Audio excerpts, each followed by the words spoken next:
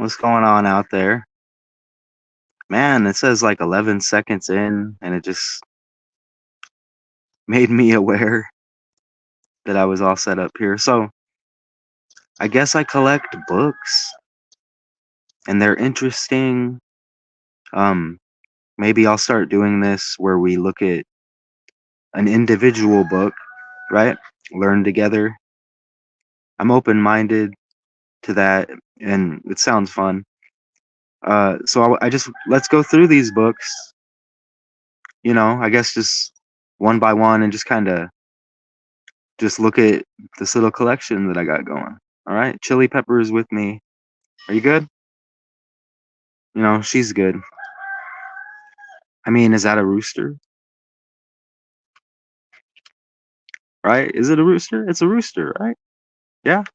So let's look. What do we have here first? This says making the ordinary extraordinary. Okay, my 7 years in occult Los Angeles with Manly Palmer Hall. That's Tamara Lucid. That's it. That's interesting. Gotta have them wrapped up, right? You know, you might be able to see that, right? Interesting. So, we'll set that over here and see what else we have in the pile, right? What's this? Look at that. Voodoo, past and present, right? I mean, wow. You know? Right. I mean, look at we had some rain last night. You see that? Woke up and it was just all wet out here, right? So this. Man, look at this. Just a little bit of a mix, huh?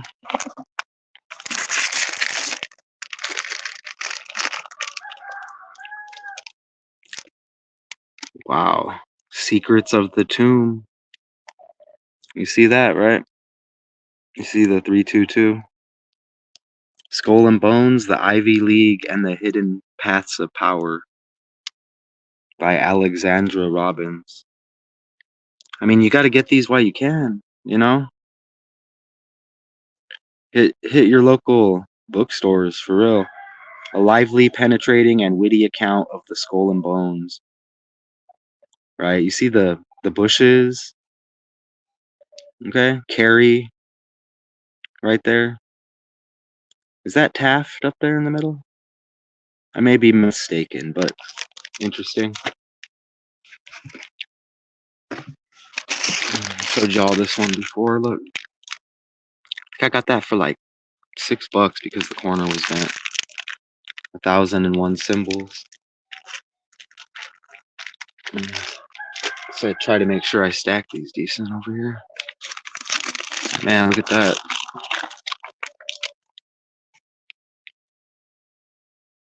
$8.99 at Bookman's. You see that?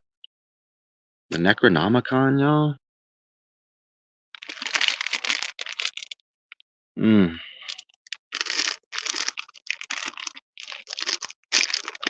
Chili Pepper, you good over there?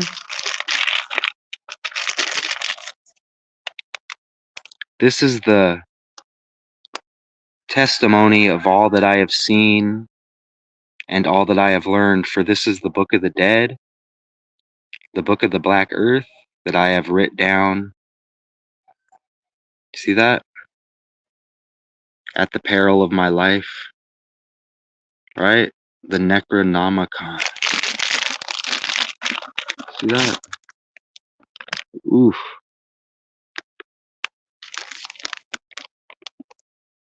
Nice. That sucker out. Have to look at that, huh?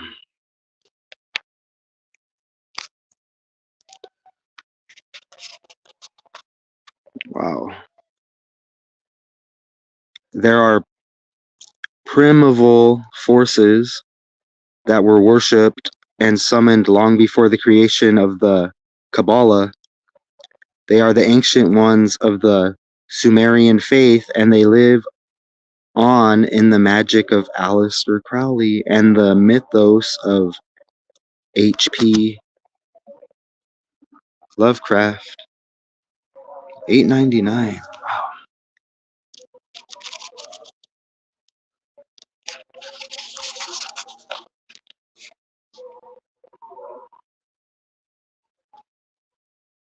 Wow. Interesting, huh? Alright, let's switch that around now.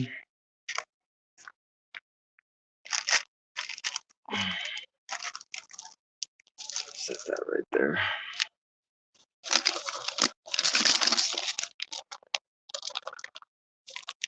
I mean,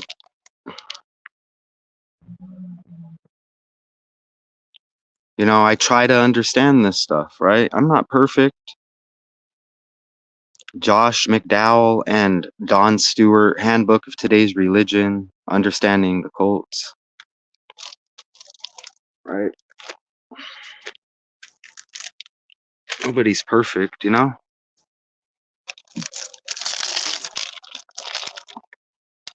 Art of Living. Wilford A. Peterson. Look at this. I don't know. I guess I am opening a couple of them, right? How amazing is this? Look. See that? See that? The Art of Living?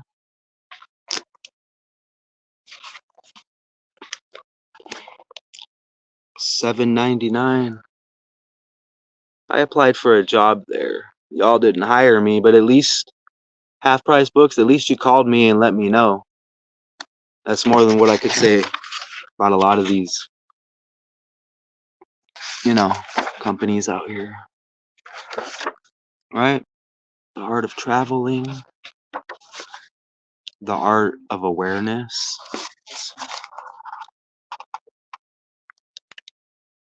Horu wrote, "Only that day dawns to which we are awake. The art of awareness is the art of learning how to wake up the eternal miracle of life with its limitless possibilities.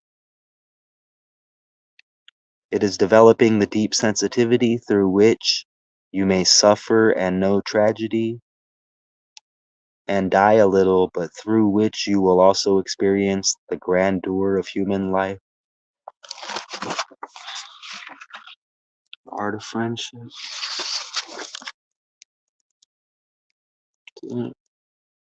The first step in the art of friendship is to be a friend. Sorry if my hand's shaking a little bit. You see that? Then making friends takes care of itself. To be a friend of man should start by being a friend to himself, by being true to his highest and best, and by aligning himself with the enduring values of human life that make for growth and progress.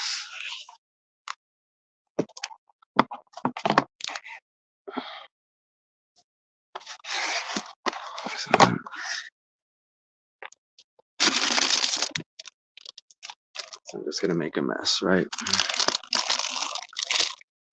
Look, The Little Book of Chakras by Cindy Dale. It's $6.99, right?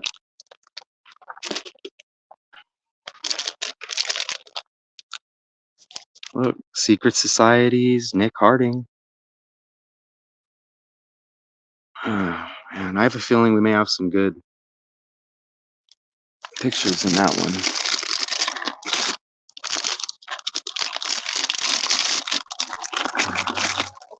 Just wanted to share with y'all, okay? What do we have here?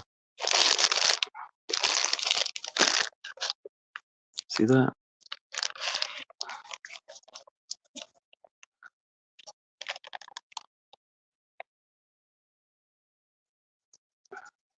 I see the skull and the bones.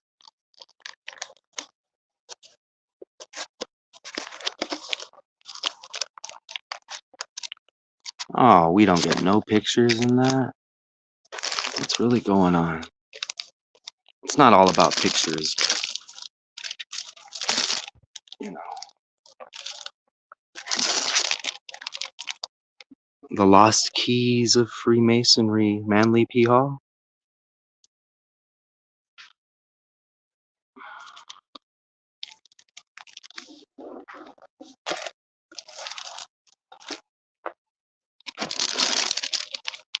Masonry Beyond the Light. Look at that. By William Schnoebelen.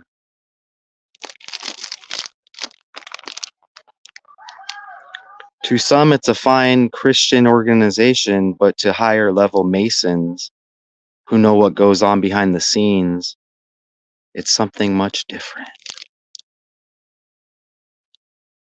To be a Mason, you must first take an oath, it says, that is in reality a denial of Jesus Christ. The father of modern Masonry said Lucifer is God. That's what that says there.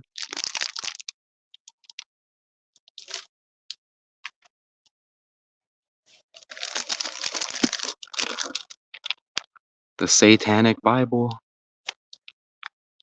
See that? Anton Zander LaVey.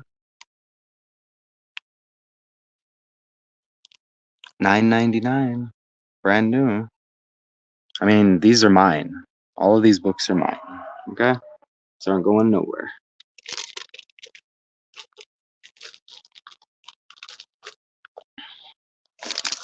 What about the Necronomicon spellbook? What's going on, man?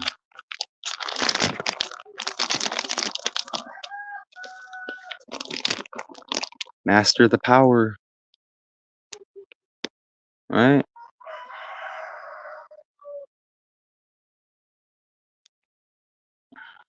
Interesting. Give me a second.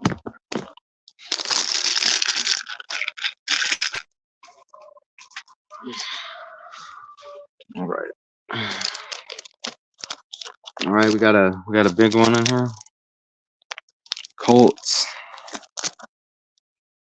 Look. See that? Colts.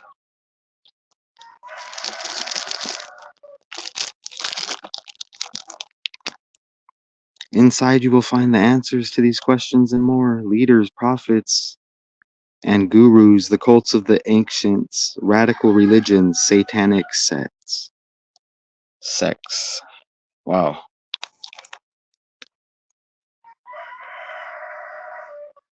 What's really going on with the rooster?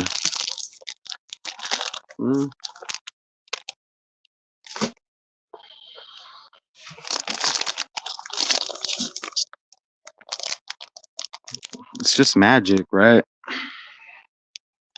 The history of the mysterious art.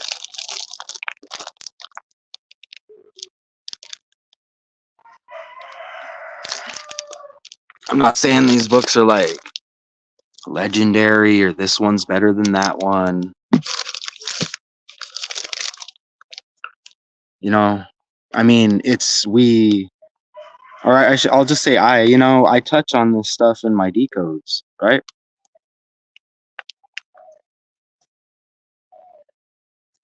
The Satanic Rituals Companion to the Satanic Bible, Anton Zander LaVey. Equipped with dog hair.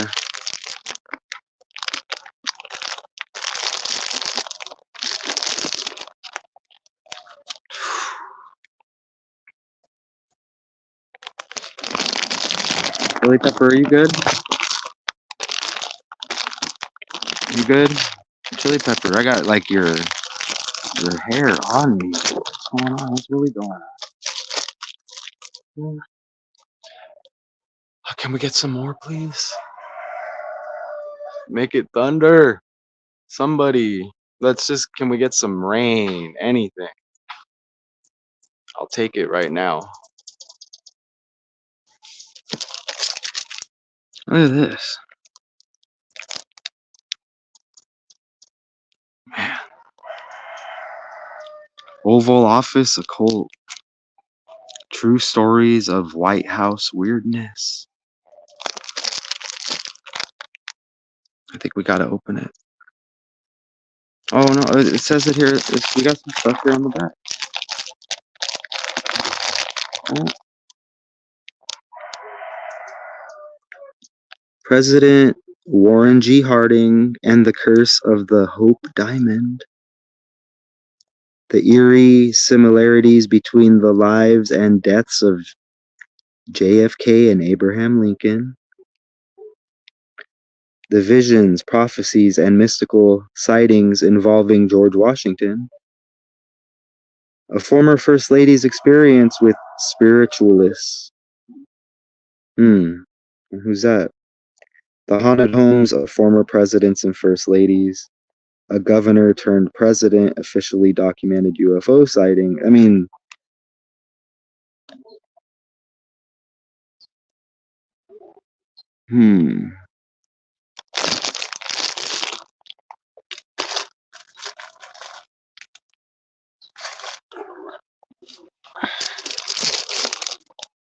Wow.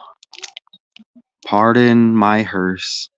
A colorful portrait of where the funeral and entertainment industries met in Hollywood. Alan Abbott and Greg Abbott. Wow.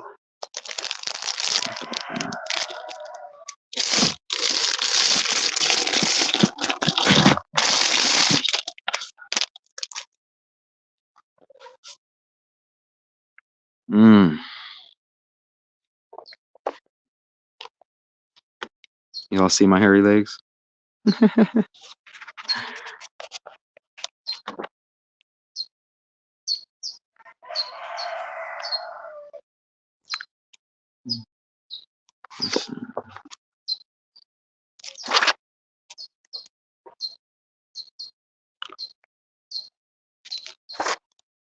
Let's see. Someone's got to do it. Let's see what that is.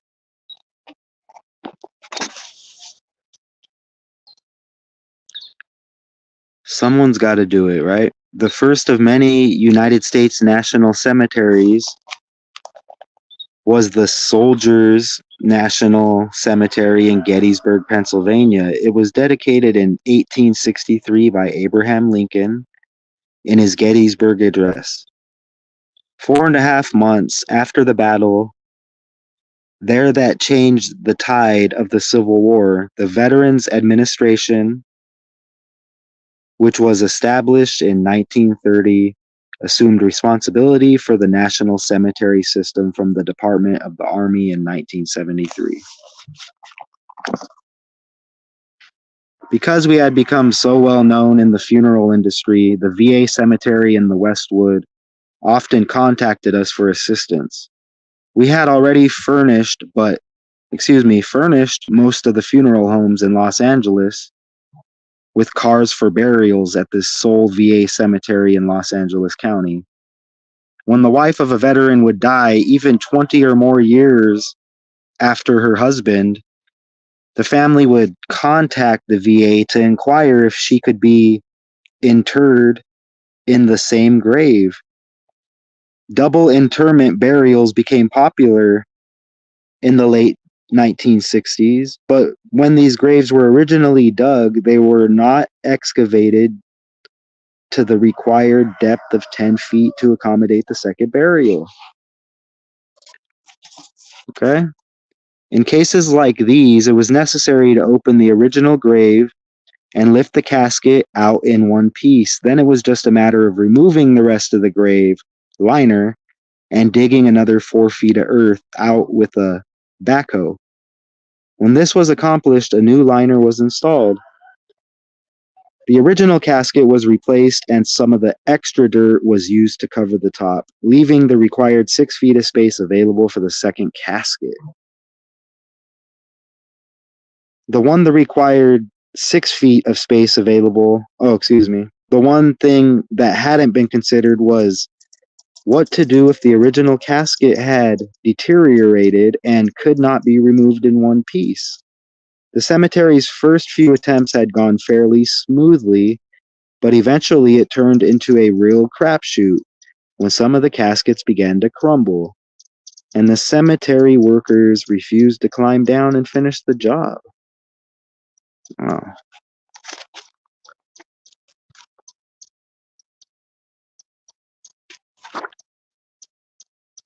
Interesting. At Ernie Kovac's funeral, Alan leads the pallbearers, including Jack Lemmon, third from left.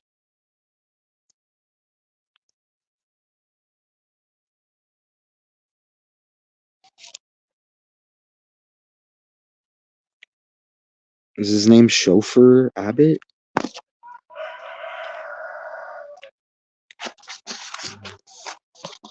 Very interesting. Behind the scenes of the rich and famous. With a lot of these books, too, you know, it's like, are they just giving you a script that they would give on TV as well? You know, you have to take what knowledge you can from everything, right? Because this is a classic, right?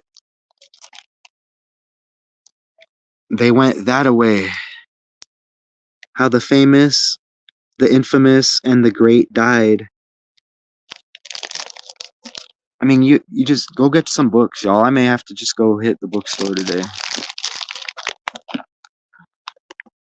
Once again, you know. Chili Pepper, we go for a walk? Get through these next few books, go for a walk.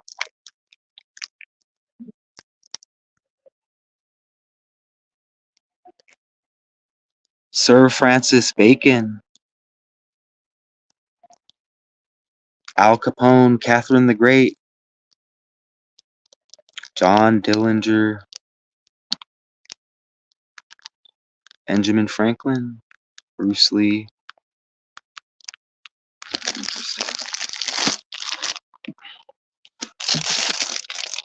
Sacred Geometry, Your Personal Guide. See that? All of these books, man. I think only a couple of these books were more than $10, y'all. Let's open this. Let's open it. Come on, y'all. Come on, y'all. Look at that.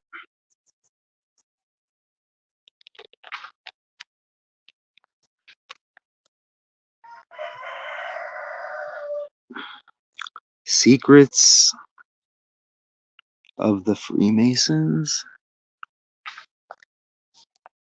Let's see what that's about. Look, $6 MFN dollars. Or can you believe it? How is it $6? Here's.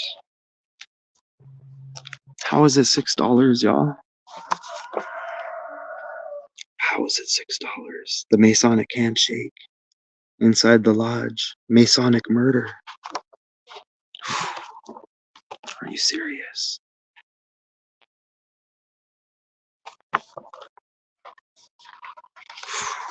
$6, y'all.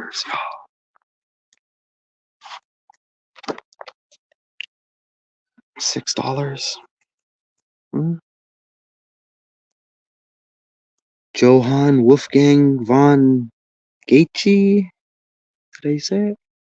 Lodge Amalia, Weimar, Germany. Oh, this is secret symbols, the all-seeing eye. The ancient symbol of the mystical eye is not unique to Masonry, although all seeing eye atop an unfinished pyramid appears on the original U.S. seal in the back of a U.S. $1 bill. Apron, made of pure white lambskin, the apron is the most important symbolic element in masonry. It is worn by every mason to all lodge events, and it is the first symbol to be explained to the entered apprentice. Wow. See that? Checkered mosaic pavement, a checkered floor with alternating black and white squares like a chessboard, takes an important place in the center of the floor of any Masonic lodge. Sometimes it covers the entire floor. It invites the entered apprentice to be mindful of the interplay of opposites, mercy, and justice, reward and punishment, emotion and reason, revenge and love. Ultimately, it represents the deity as perceived in daily life. Double-headed eagle, y'all. See that? Right? We see that a lot. The double-headed eagle has been used as a symbol of the power for over 4,000 years and is part of the distinctive regula of the 32nd and 33rd degrees of Scottish Rite Freemasonry. It is often called the Eagle of Lagash, after its use in the ancient Sumerian city of Lagash. The symbol was assimilated by the Hyades and then adopted by the Seleucid Turks and the Crusaders during the Middle Ages. The Emperor Charlemagne, interesting. Charlemagne used the symbol in Europe and it became an official Masonic symbol in 1758. Okay? By the body that called itself the Council of Emperors of the East and West. But the double-headed eagle is more than merely a chivalric device or a symbol of double jurisdiction. For Masons, it represents alchemical transformation of the lowly and earthbound scorpion, the sign of Scorpio, into the soaring, majestic creature. The eagle is also an alchemical symbol of purified sulfur and represents the ascending spirit. The two heads can be interpreted as the union between matter and spirit.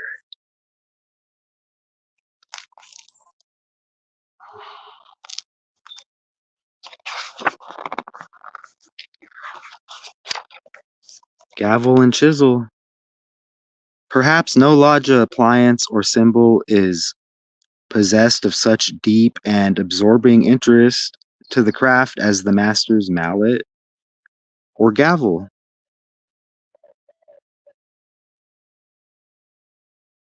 All right, just had to check that text real quick.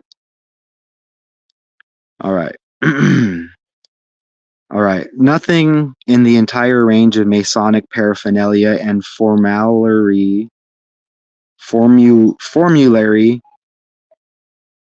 can boast of an antiquity so unequivocally remote.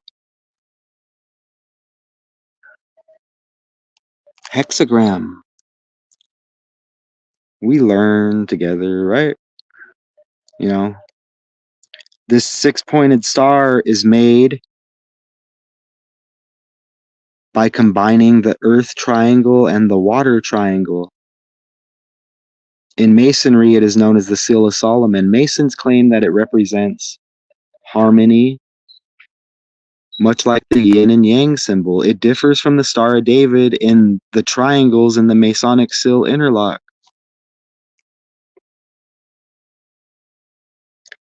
Sexual connotations of hexagram are explained by Albert G. Mackey in the Symbolism of Freemasonry.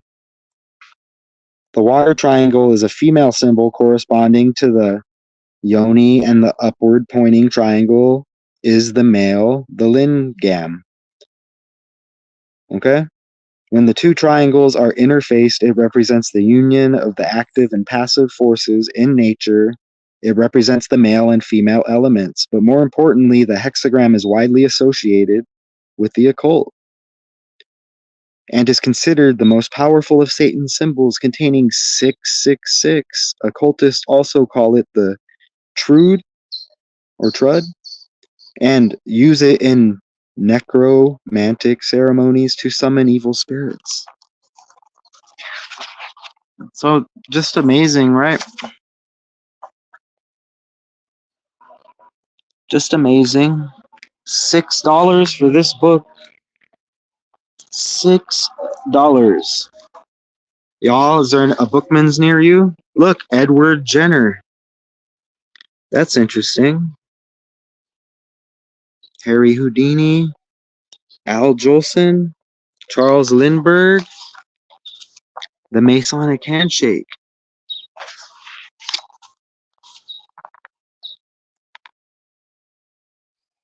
I'll have to get back into this at a later date. Look at this.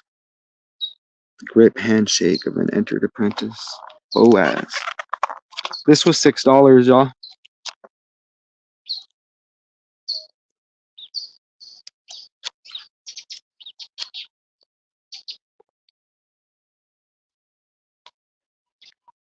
Masonic murder. The Duke of Wellington. Wow. Whew.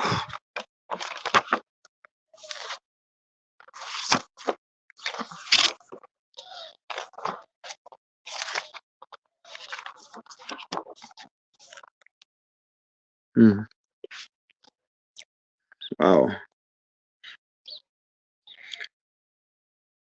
Who's this by? Albert Pike.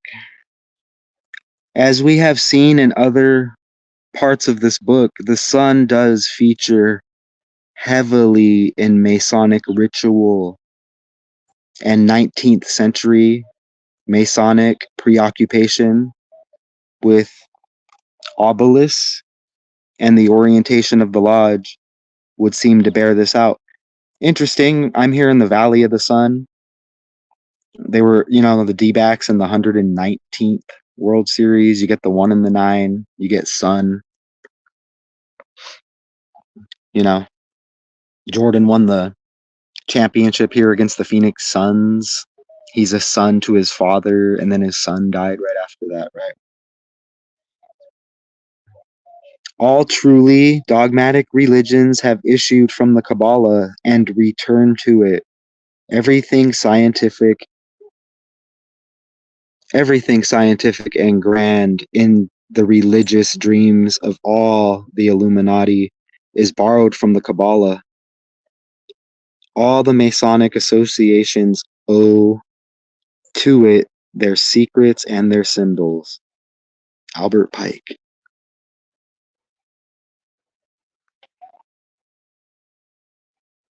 Can't see that, huh? Secrets of Freemasons.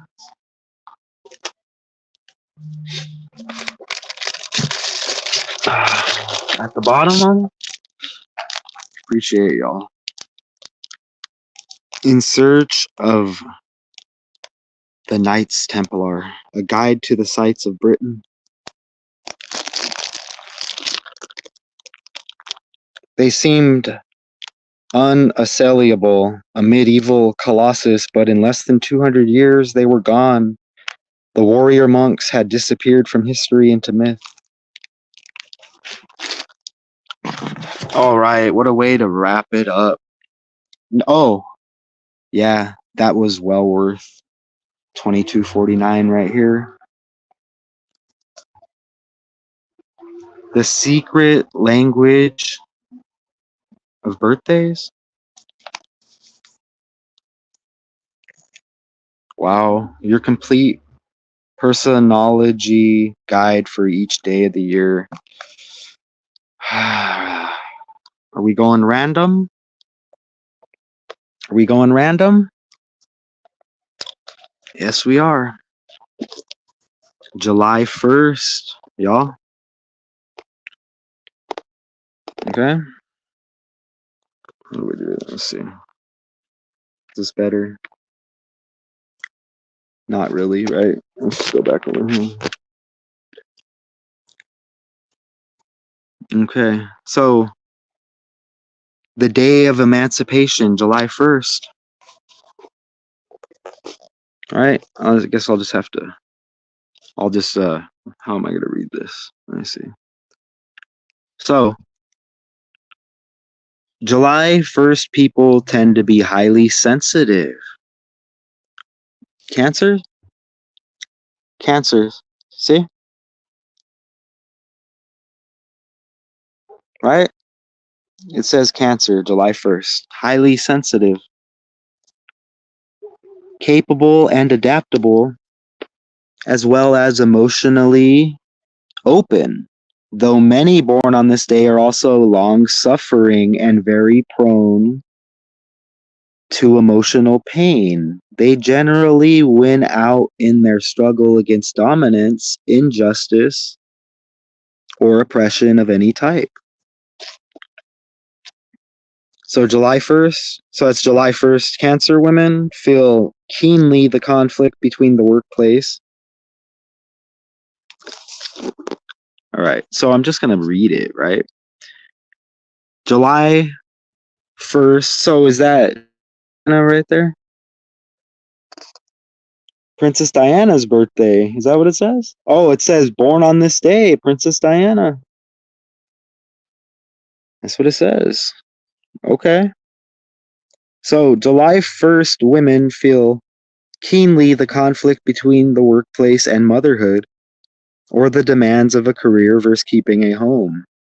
Therefore, they are often taken up with issues surrounding gender in modern society. July 1st men have an unusual sensitive and empathy for women for their own feminine side. Who else do we have? George Sand, the master, that it says French woman novelist, the master bell ringer, 19th century feminist, famous affair with Chopin. Princess Diana, Lady Diana Spencer, Princess of Wales. Those are nicknames or what? Gottfried, Wilhelm, Carl Lewis, U.S. Olympic 8 gold medal winning track and field. Got the 1136. Okay, let's do another random. August 17th, one day before my birthday. One day before my birthday. The days of the year, it says there. Leo.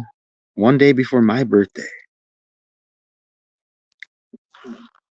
Month August, day 17, sign, what, 23 to 25 degrees? Is that what that says? Period Leo, the third? Is that what that says? Fixed fire sign? The day of explosive power. The day of explosive power. Those born on August 17 are powerful and explosive. I'm going to have to do decodes like this and just label them the day, right? Getting another text. Hold on. I'll be right back with you on that text, okay? The days of the year. Okay. Those born on August 17 are powerful and explosive individuals. They have the high voltage of those born on the previous day. I bet the next as well, huh? 1881 right here. I mean, with whom they have much in common, but unlike the latter, are very taken up with running the show. This stuff matters, y'all. Their drive to rule has the underpinnings of a well-established earthiness which grounds their dynamic energies. Most August 17 people, men and women, are dominating, authoritarians at heart who do not brook any challenge to their right to rule, whether acting as parents, teachers, military people, or even friends. Indeed, those born on this day often run into trouble when their controlling nature becomes too hard for others to handle. Davy Crockett, Robert De Niro, Mae West, Sean Penn, film actor, Hollywood bad boy, Samuel Goldwyn there says.